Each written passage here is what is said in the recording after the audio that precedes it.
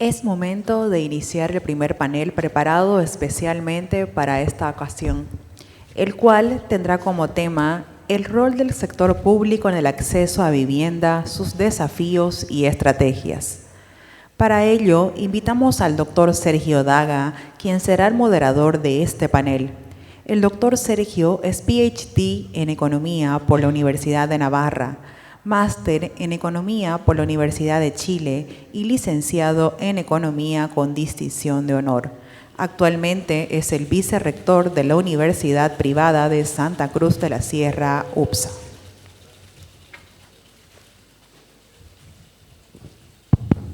Muchas gracias, muchísimas gracias.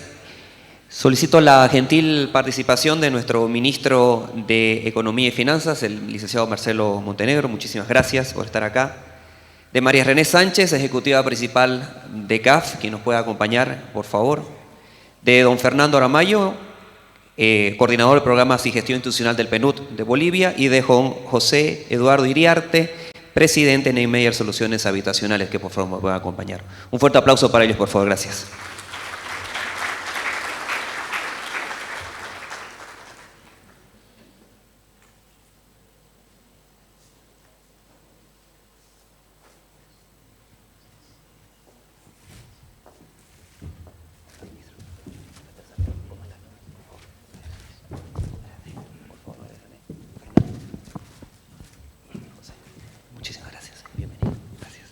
Bien, muchísimas gracias. Comenzaremos con el licenciado Marcelo Montenegro, quien es ministro de Economía y Finanzas Públicas de nuestro país. Además es máster y licenciado en Economía. Además es docente e investigador universitario. Licenciado Montenegro, muchísimas gracias por estar acá. Y quisiéramos iniciar con una pregunta muy simple, pero muy amplia. Desde su cartera de Estado, ¿cómo ve el acceso a la vivienda digna en Bolivia? ¿Qué desafíos y qué oportunidades se encuentran en la complementariedad del sector público y el sector privado? Muchas gracias.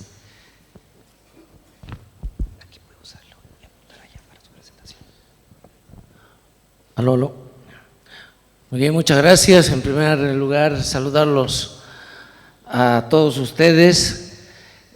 Muy agradecido y un gran honor participar en esta primera feria, ¿no? Primer congreso relacionado al acceso a la vivienda en Bolivia. El Gobierno Nacional y particularmente el Ministerio de Economía ve como algo muy importante el acceso a la vivienda, porque en primer lugar eso dinamiza la economía regional, la economía nacional también, y por eso nosotros como Gobierno hemos impulsado el crédito de vivienda de interés social. Este crédito, que ustedes saben, ha tenido relativo éxito en términos de que muchas familias han accedido, y vamos a mostrar en la presentación la posibilidad de tener acceso a la vivienda por parte de los bolivianos. Sabemos que hay que hacer mayores esfuerzos, y en ese término creo que el diagnóstico que hace el doctor David Smith de Harvard es importante en términos de tomar como un primer acercamiento sobre los factores que podrían dinamizar el crédito de vivienda de interés social o el crédito también para segmentos de la población de ingresos bajos, medios, y es ahí donde podemos interaccionar pues como gobierno y sector privado. Entonces, si me permite, yo voy a hacer una presentación bastante sucinta con algunos datos que muchos de ustedes tal vez ya los conocen, pero que valdría la pena tenerlos en el radar para poder discutir sobre la participación y algunas propuestas que le vamos a hacer como Gobierno Nacional. Entonces, esta presentación trata del rol del sector público en el acceso a la vivienda y sus desafíos y estrategias. Entonces, la idea de la presentación son 3 puntos: los mecanismos de acceso actualmente del crédito de vivienda de interés social, los resultados y los desafíos. En primer término, los créditos de vivienda de interés social parten de la Ley de Servicios Financieros, la Ley 393, donde el Estado se convierte en un rector del sistema financiero. Se establece este esquema de vivienda de interés social, también de crédito productivo, Se establece que los bancos múltiples tienen que tener un 60% de su cartera en este tipo de crédito de vivienda de interés social y las pymes un 50%, con tasas de interés máximas para estos créditos, ¿no? Desde 5 hasta 6,5%.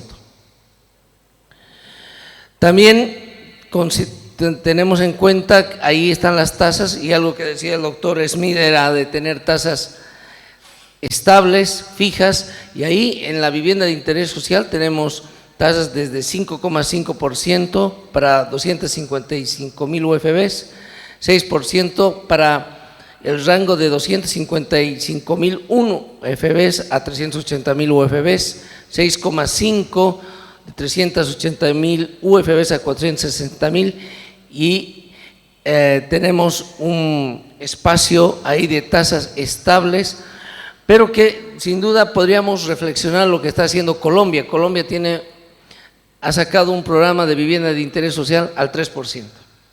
Es una tasa de interés que hay que saberla fondear de alguna manera para incentivar, pero la tasa no es el único elemento, hay también que establecer la capacidad de pago, la generación de ingresos, la formalidad, y consideramos que una oportunidad clave para la formalización es este escenario de informalidad que se puede transformar más bien en un elemento de formalidad a la hora de acceder al crédito de vivienda de interés social. ¿Quién no quisiera decir, bueno, yo tengo mi casa, he accedido a la vivienda de interés social o a un crédito inmobiliario y por eso soy considerado ya formal? Entonces queda claro que para el gobierno nacional es importante la estabilidad de las tasas, el crecimiento económico y al mismo tiempo la formalización en un marco de acceso a la vivienda de interés social. Tenemos ahí el desarrollo o la evolución de varios decretos supremos que han dado paso a la evolución del crédito de vivienda de interés social, y además del propio crédito tenemos el Fondo de Garantía de Vivienda de Interés Social, que garantiza actualmente con un 20% cuando el prestatario quisiera acceder pero no tiene las garantías. Entonces el gobierno ha implementado este Fondo de Garantía de Vivienda de Interés Social hasta un 20% de respaldo para poder coberturar el aporte propio cuando el prestatario no lo pueda tener. Eso en base obviamente a una evaluación previa. En los mecanismos de acceso vemos los programas de vivienda social. Ahí ha habido una evolución de varios programas de vivienda social desde el 2006 al 2024. El primero, muy rápidamente lo cito, el programa de vivienda social, que era únicamente para dar soluciones habitacionales a las necesidades de ese momento, era muy limitado, ha tenido una duración hasta el 2019. Luego está el programa de la unidad ejecutora para viviendas de emergencia, que también ha tenido una vigencia corta entre el 2012 y el 2014. El programa que seguramente todos conocen es el AEVivienda, que ha partido desde el 2011 y es un fideicomiso que está administrado por el Banco Unión y que permite también acceder a la vivienda en condiciones razonables. Ahí es importante volver a hacer un análisis de las condiciones financieras que tiene el propio fideicomiso, que establece las reglas del juego para acceder a este tipo de solución habitacional.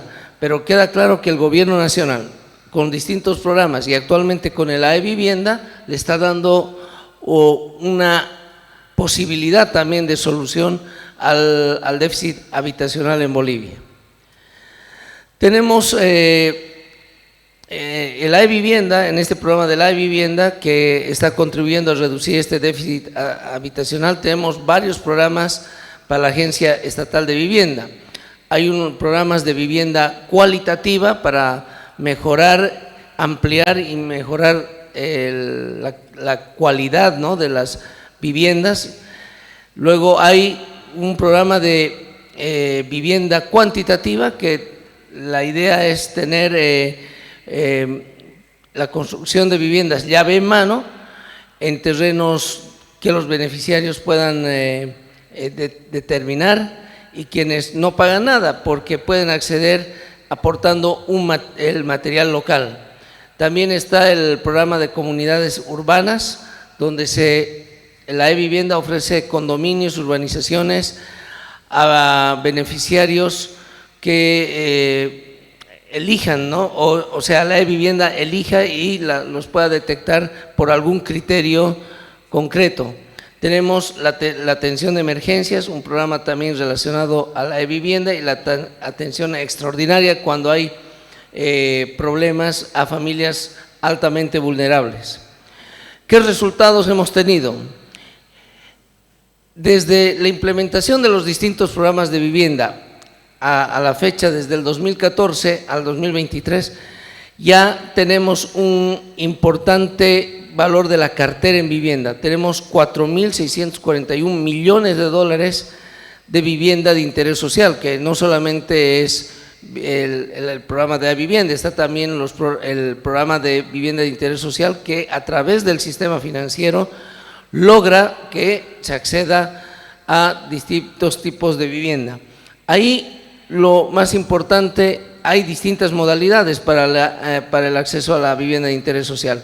No solamente son casas, pueden ser departamentos, pueden ser terrenos, puede ser para el anticrético, y ahí lo más importante es la vivienda, la casa, ¿no?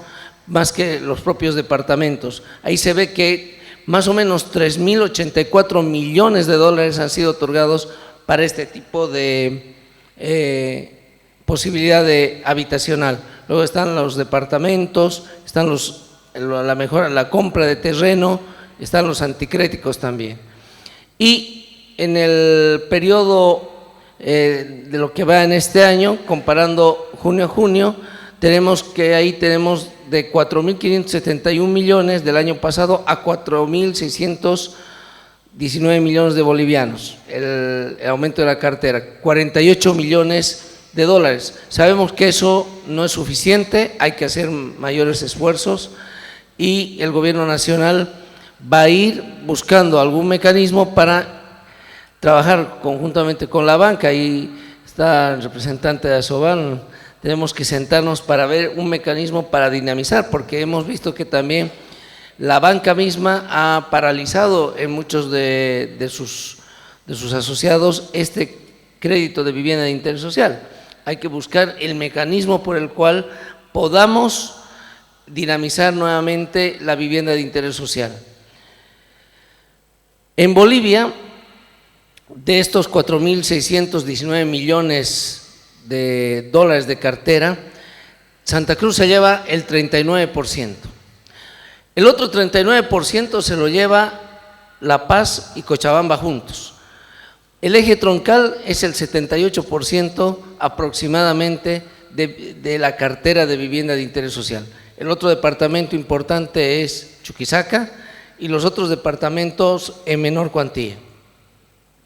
¿Y por qué? Porque obviamente el eje troncal es el que atrae migración, atrae también dinamicidad económica, y seguramente en Santa Cruz, que ha traído mucha migración de otros departamentos, seguramente los que llegan quieren después, aparte de conseguir un ingreso estable, quieren también tener su casa propia, su departamento, tener su terreno, y queda claro que ahí es importante lo que decía también el decano de la Facultad de Arquitectura, hablaba de que es importante la transparencia, el manejo eficiente y menos burocrático de la parte municipal. Queda claro que ahí los gobiernos municipales juegan un papel importante, y es necesario que el gobierno nacional articule FAM, asociaciones municipales, gobernaciones y banca para encontrar una nueva fórmula de dinamicidad para la solución habitacional. Ahí ofrecemos ese trabajo para y obviamente con la Cámara Boliviana de Desarrolladores Inmobiliarios, que me aclaró en su momento Juan Pablo ahí que no es la Cámara de Constructores, es distinto, me dijo. Esta es una cámara que está relacionada con las soluciones habitacionales. Importante el estudio que ha hecho el profesor Smith y que nosotros quisiéramos estudiarlo también a profundidad, conjuntamente con todos los actores, para darle un estilo o un espacio, una nueva forma de desarrollar esta solución habitacional que posteriormente se las voy a plantear. Ahí tenemos que también en términos de cartera destinada a vivienda de interés social, si es área rural o área urbana, el 94% de estos 4.600 millones de dólares se ha destinado al área urbana, ¿no? Con 92.700 familias beneficiadas, y en el área rural un 6%, con 7.900 familias beneficiadas.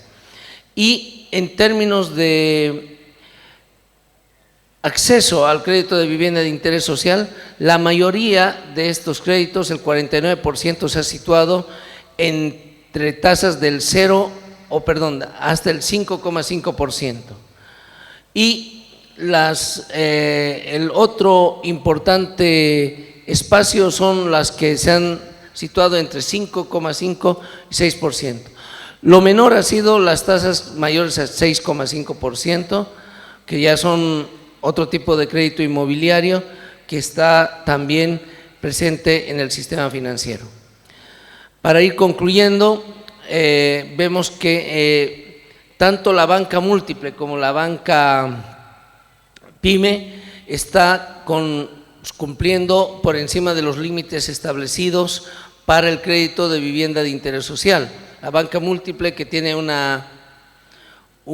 nivel mínimo de 60%, está con un 65,2%, pero quisiéramos que fuera más. Tenemos que buscar un mecanismo de incentivos para hacer crecer y que también sea un negocio importante para la banca, sea atractivo para los desarrolladores inmobiliarios, que todos entiendan que esta es una sinergia que les conviene. La banca múltiple está también con un 58,2% por encima del 50% que le establece la ley.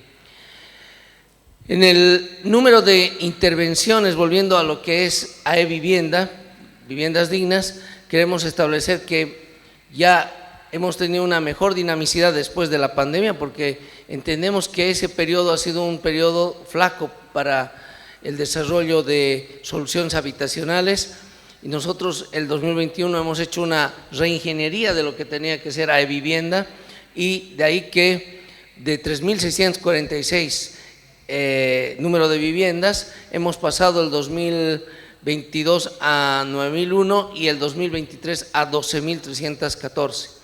La calidad ha mejorado mucho de ese tipo de emprendimiento estatal en vivienda social, porque previamente habían soluciones habitacionales, pero que no atraían a la gente a que vaya a vivir ahí. Ahora tienen mejores condiciones y cualitativamente ha mejorado. De seguro que hay que seguir elevando la vara y teniendo mejor cualificación esta solución habitacional, pero el Gobierno Nacional ha hecho los esfuerzos y ha hecho una reingeniería para mejorar la ejecución de esta inversión en vivienda. Y la inversión ejecutada ha ido aumentando a lo largo de estos 3 años, pasando de 405 millones el 2021 a 982 millones de bolivianos el 2023. En estos 3 años de gestión podemos afirmar que 118.552 personas se han beneficiado, una inversión de más de 1.900 millones de bolivianos en el AE Vivienda. Se ha beneficiado a la población más vulnerable, que ha sido 11.760 personas, donde madres y padres solos han sido beneficiados en un valor de un número de 4.719, programas o personas con discapacidad 1.421, y adultos mayores 5.620, o sea, se ha dado acceso a soluciones habitacionales para grupos vulnerables. Y desde su creación el AE Vivienda ya ha beneficiado a 618.531 bolivianos que han también logrado tener un acceso a la vivienda y un valor de inversión de más de 10.5 millones de bolivianos. Se ha hecho una mejor cobertura de los accesos básicos, agua potable y saneamiento. Ahí están la evolución de acceso a agua potable en estas construcciones de vivienda, saneamiento básico, redes de gas domiciliario, cobertura eléctrica, que es importante para que la cualificación de las viviendas tenga un mejor impacto en términos de bienestar y cobijo en soluciones habitacionales. ¿Cuáles son los desafíos? Los desafíos, y más que leer lo que hayamos colocado ahí, que sabemos que hay un déficit habitacional importante en el país, es hacer sinergia con el sector privado. Este estudio es un primer acercamiento. Consideramos de que las urbes importantes, ¿no?, como son Santa Cruz, Cochabamba, La Paz, y no por desmerecer otras ciudades, tienen que tener un nuevo concepto, un concepto de vivienda que sea amigable con el medio ambiente, que sea eficiente en el uso de los recursos, porque si pensamos en una expansión, igual que esté basada en la estabilidad económica, que esté basada en tasas de interés estables, pero que no considere la limitación de recursos naturales como es el acceso al agua potable, energía, transporte y otros medios, probablemente vamos a caer en un problema de no sostenibilidad de este tipo de vivienda. Por lo tanto, consideramos de que en el mundo hay posibilidades de financiamiento para soluciones habitacionales basadas en diseños habitacionales que sean amigables con el medio ambiente, donde los dueños de esas casas puedan dotarse de su propia energía, incluso transferir parte de la energía al sistema interconectado nacional, tener sistemas inteligentes de manejo de recursos hídricos, agua, y también tener un desarrollo en términos de sostenibilidad con el medio ambiente. Hay recursos, hay financiamiento, hay una cantidad ingente de dinero en el medio para estas soluciones habitacionales, y el gobierno nacional está en búsqueda de aquello. ¿Y eso qué permitiría? Permitiría tener, en primer lugar, soluciones habitacionales sostenibles, eficientes en el uso de energía, también con mejor bienestar para sus ocupantes, pero con un bajo costo, aprovechando economías de escala. Eso es lo que nosotros como Gobierno Nacional planteamos como oferta para lograr que traigamos financiamiento y los desarrolladores inmobiliarios se adapten o puedan también plantear propuestas que estén ligadas con aquello. Por ejemplo, nosotros tenemos en emisiones de CO2 150 millones de toneladas. Hay ofertas para dotar al país de más de 10.000 millones de dólares en financiamiento para la reducción de CO2. Si dentro de este gran número podemos tener la posibilidad de otorgarle un segmento de recursos a estas soluciones medioambientales, habitacionales, urbanas, de seguro que el financiamiento se va a abaratar y vamos a lograr tener la posibilidad de que más personas puedan acceder a vivienda sostenible, pero amigable con el medio ambiente. El ideal, digamos, sería tener un sistema donde uno pueda ahorrar energía, pueda dotar también de un sistema eficiente del uso del agua dentro de las viviendas, como ocurre ya en otros países, que sean habitacionalmente sostenibles con el medio ambiente. Hoy en Europa ya se están construyendo soluciones habitacionales que estén ligadas también con la generación de lluvia y agua, porque eso es lo que está padeciendo las sedes urbanas en muchas partes del mundo, y esa solución habitacional puede ser implementada en Santa Cruz, en La Paz, en el Alto, que ustedes conocen, es muy árido, se requiere darle una solución habitacional más ligada a lo verde. Santa Cruz tiene todas las ventajas para hacerlo y consideramos que el gobierno nacional, la presencia mía aquí en este foro, y agradezco la invitación, es para dar esa señal de que queremos trabajar con el sector privado en esta solución integral ligada al medio ambiente. Muchas gracias.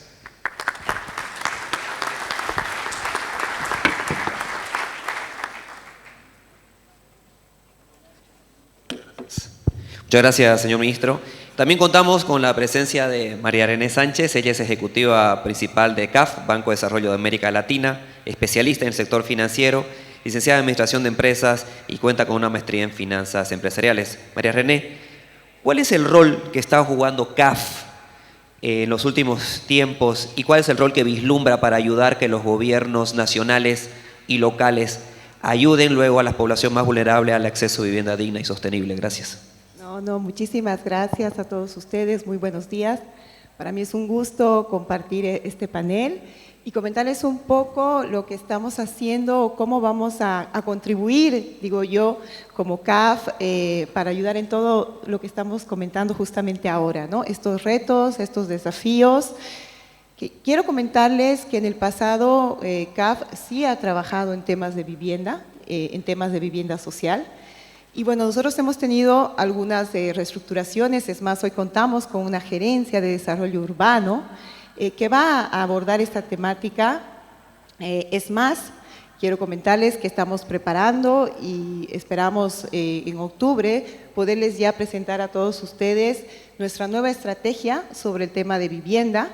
En la región hemos venido trabajando un poco con esta dinámica, ¿no? De ir recogiendo un diagnóstico integral desde la perspectiva pública, desde la perspectiva privada, y estamos elaborando esta estrategia que, bueno, nos va a permitir tener una mayor presencia. Creo que todos los que estamos aquí somos conscientes de que existe un déficit tanto cualitativo como cuantitativo, no solo en Bolivia, nosotros en CAF lo vemos en la región. Los desafíos en realidad son similares para todos nuestros países y bueno, también hemos visto que muchas veces buscar soluciones tradicionales como hacer más viviendas, pues no han sido lo suficientemente efectivas, ¿no? Especialmente por lo que comentaba también el ministro, el tema de los factores ambientales que muchas veces pues no han contribuido también a que estas soluciones como aminoren, digamos, ese déficit, ¿no?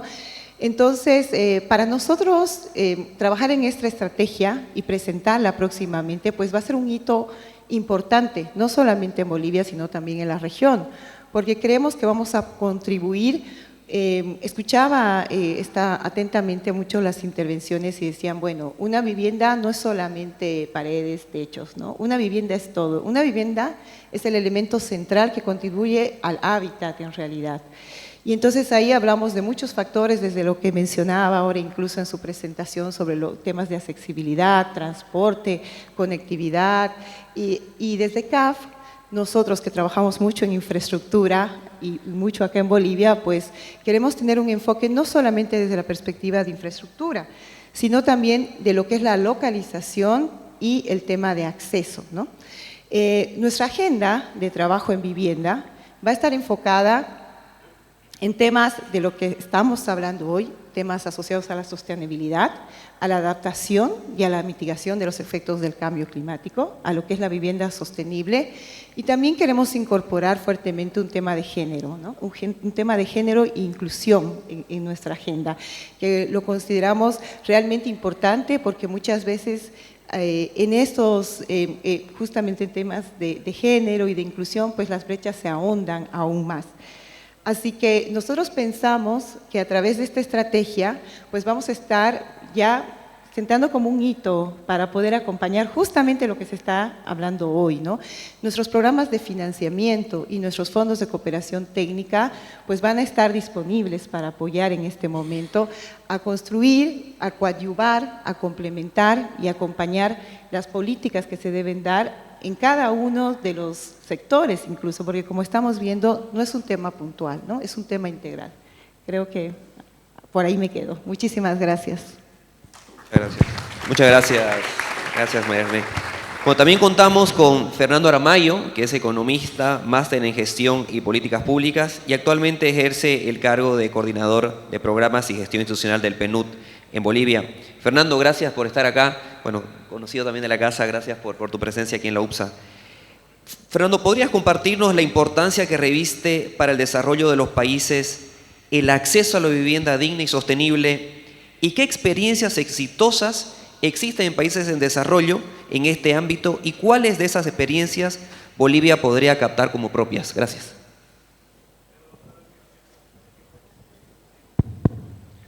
Bueno, muy buenos días a todas y a todos. Un saludo especial a las autoridades de la universidad y felicitar a la Cámara por este encuentro que creemos que ha sido resaltado ampliamente por el señor ministro. Creemos fervientemente que un espacio de esta naturaleza que promueve un diálogo público-privado, por decirlo de alguna manera, es un espacio que debería ser recurrente en el diseño de políticas públicas y más aún en un tema tan trascendental que, como se adelantaba en el inicio, seguramente vamos a ratificar en tanto tengamos los resultados del censo, que además de las cifras que se planteaban como entender que hay un 40% de déficit habitacional en Bolivia, que el 50% de la población tiene preferencia por vivir en el eje troncal o que tenemos alrededor de un 80% de la población que luego estará ocupando las áreas urbanas, plantea grandes desafíos que no son exclusivos a Bolivia. Lo que es evidente es que a nivel mundial, regional, sobre todo países como el boliviano, que tiene un bono demográfico importante, han decidido hacer crecer sus áreas urbanas. Y este no es un tema menor. En 2020 llevamos adelante una encuesta como PNUD de Bolivia, a nivel de 6.202 hogares, que tuvo como propósito identificar los déficits de cohesión social, una métrica que hemos actualizado a 2022 y que da cuenta que uno de los aspectos fundamentales para poder trabajar cohesión social y que explica los déficits de cohesión social en Bolivia tiene que ver precisamente con el tema de acceso a vivienda, pero relacionado con otros temas, como bien mencionaba el señor ministro. En esto quiero detenerme un minuto para plantear en qué marco muchos de los países están trabajando estos conceptos bajo diferentes enfoques, desde lo que son las ciudades del futuro, soluciones habitacionales amigables con el medio ambiente u otro tipo de conceptos que, como Koyman diría, recogen un aspecto fundamental que es un desafío ahora para poder ocupar el espacio urbano, que es la gobernanza urbana. Entender que al menos 3 elementos concurren cuando hablamos de esto y que son comunes en muchos países de la región, que tienen que ver con entender la complejidad, la diversidad y la dinamicidad. ¿Qué quiere decir esto? En países como por ejemplo Colombia, como se había mencionado, pero también en otros países, en ciudades en Europa, también en Latinoamérica, los nuevos diseños de ocupación del espacio urbano tienen que ver con, primero, aportar con información para entender desde una perspectiva multidimensional cuáles son los desafíos en los cuales se inscribe el desarrollo de soluciones habitacionales. Estamos hablando de aspectos como los que se mencionaron, por ejemplo, de soluciones habitacionales amigables con la naturaleza, pero también autosostenibles y autosustentables. Desde el PNUD a nivel regional hemos venido apoyando muchos de estos esfuerzos, desde el desarrollo de mecanismos para poder hacer, por ejemplo, cosecha de agua, dado que este es un elemento fundamental a gestionar a raíz de la triple crisis, que además de biodiversidad tiene un componente de cambio climático asociado a la escasez de recursos hídricos. El otro elemento tiene que ver con soluciones habitacionales que sean también no contaminantes y que más bien contribuyan, en el sentido que planteaba también el señor ministro, a reducir la emisión de gases de efecto invernadero. El otro elemento fundamental tiene que ver con digitalización. Esto hemos tratado de desarrollar en el caso boliviano, en experiencias piloto, como por ejemplo Mi Barrio, que las hemos tomado también a partir de iniciativas que se han desarrollado en ciudades como en México, como en Bogotá, como en Quito, que lo que están planteando es que la solución habitacional tiene que también permitir cerrar la brecha digital. Esto que explica en Bolivia también el por qué, a pesar de tener acceso a Internet, todavía no tenemos la posibilidad de hacer un uso adecuado desde los hogares para poder dinamizar no solamente procesos de aprendizaje, como planteaba el profesor Smith, sino también poder insertarnos en otro tipo de dinámicas económicas, porque hay que reconocer que en los tiempos del post-COVID, algo que nos ha enseñado esa situación es que metodologías como por ejemplo, o situaciones a las que nos hemos visto condicionadas y condicionados como el home office o el teleworking, han tenido en nuestros hogares el desafío de readecuar nuestro espacio habitacional para poder ver cómo enfrentábamos desde estas soluciones habitacionales no diseñadas para ello, procesos educativos pero también laborales. Esto nos ha llevado a nosotros a entender que lo que se necesita es construir un nuevo modelo de gobernanza, como se está desarrollando en muchos países, en Brasil, en Chile, por ejemplo, de donde se pueden tomar ejemplos sustantivos en esta perspectiva, pero que plantean un desafío fundamental que había sido mencionado por el señor director de la UPSA, que nos ha parecido fundamental, que tiene que ver con entender que no es solamente un tema de oferta y demanda, sino también del mecanismo regulatorio y la predictibilidad y la certidumbre que se le da a quien apuesta por innovaciones en las soluciones habitacionales. ¿Qué quiere decir esto? Quiere decir que aquí necesitamos también que se vea desde otra perspectiva cómo enfrentar este tipo de ejercicio de competencias. Y con eso me voy a permitir rápidamente aterrizar al contexto boliviano. Tenemos un modelo de descentralización y de gestión de política pública que está cimentado básicamente en el ejercicio competencial, en una delimitación político-administrativa, pero que ya no responde a lo que son los problemas de estas sociedades modernas. Es decir, por ejemplo, hablar en Santa Cruz de desarrollar una resolución habitacional, como mencionaba el ministro, pero que convoque temas como transporte, como el tema de acceso a servicios básicos, conllevan la necesidad de imaginar otro tipo de acuerdos intergubernativos y gubernamentales, porque estos fenómenos ya no terminan donde termina el límite político-administrativo del municipio.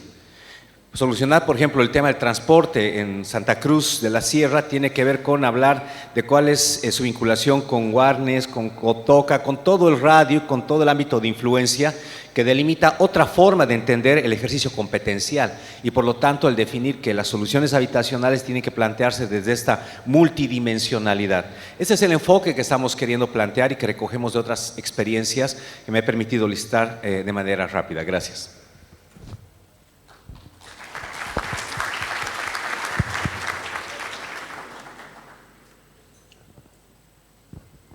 Muchas gracias, Fernando, muchísimas gracias. Bueno, y contamos con también la presencia del sector privado. Muchísimas gracias a don José Eduardo Iriarte, que se encuentra presente con nosotros, emprendedor en el sector de la construcción sustentable, licenciado en Historia del Arte y máster en Dirección de Empresas y presidente actualmente de Neymeyer Soluciones Habitacionales. José Eduardo, usted tiene una trayectoria muy grande en lo que son soluciones habitacionales sostenibles y sustentables. ¿Cuál es la experiencia y qué, desde el punto de vista del sector privado, se puede hacer para dotar de vivienda digna y sostenible? Gracias. Bueno, muchísimas gracias a todos. Gracias a mis colegas por haberme escogido y permitido hablar ahora por parte del sector privado.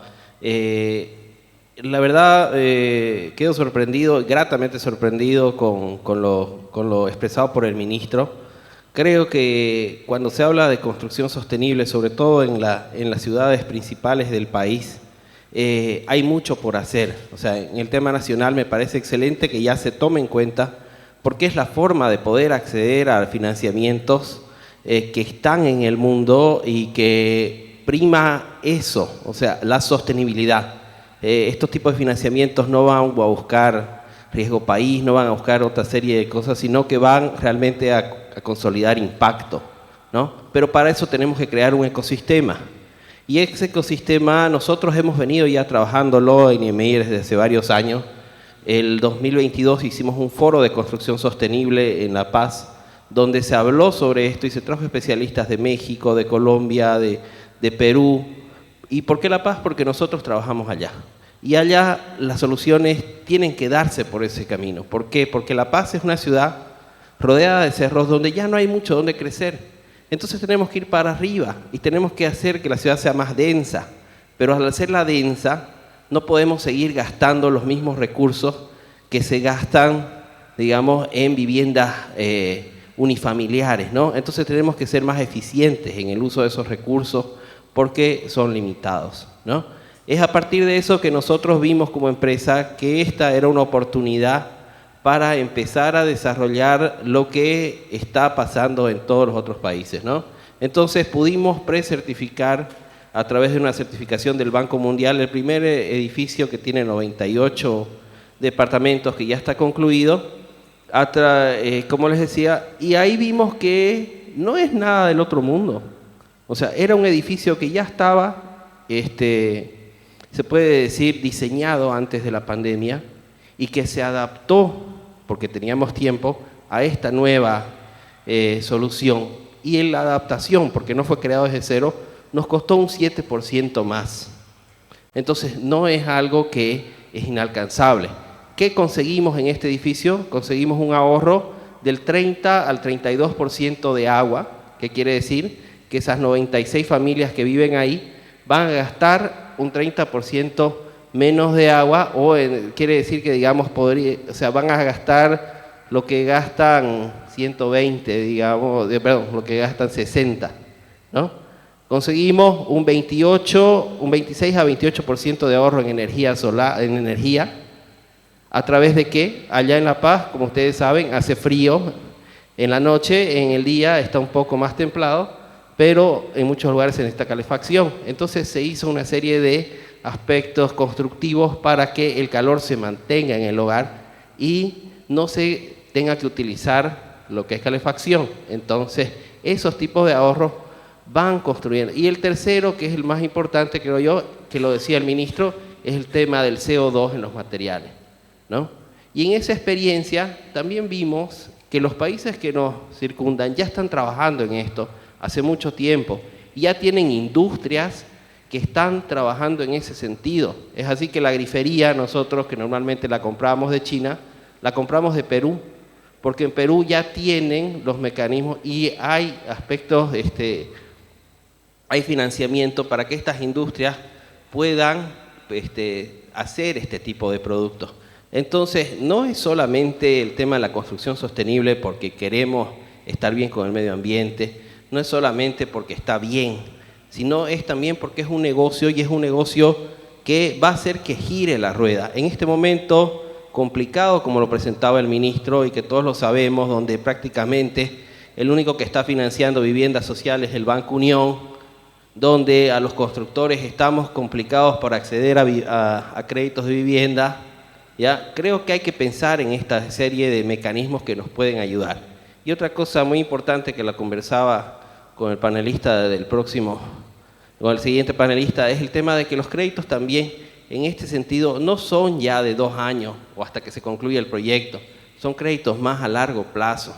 Y eso también creo que es importante verlo, o sea, hay que estar pensando desde el sector privado en que el crédito de agarrar, hacer el desarrollo, venderlo, yo creo que va a tener una importancia, pero no va a ser lo principal. Hay que pensar en un mayor plazo, porque además es conveniente. O sea, y al final todos estos logros que nosotros hemos conseguido y ese 7% que nos costó más el edificio, ¿para quién va? Para la persona que cumple el sueño de su vida, que es tener una vivienda propia.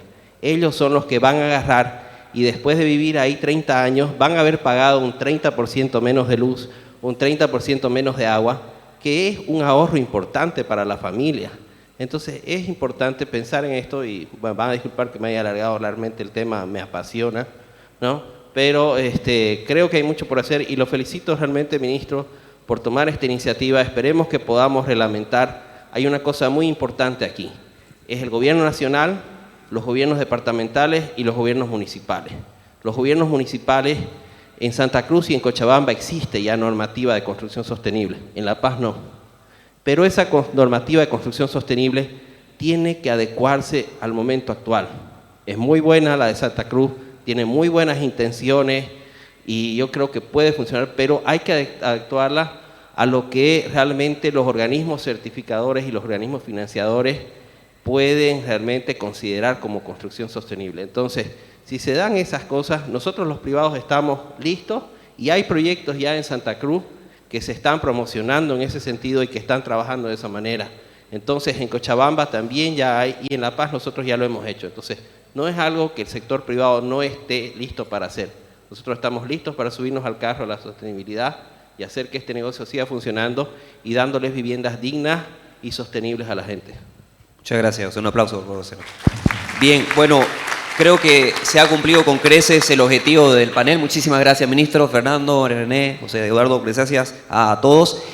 Ahora nos espera un pequeño receso de 15 minutos y luego continuamos con el panel número 2. Muchas gracias a todos.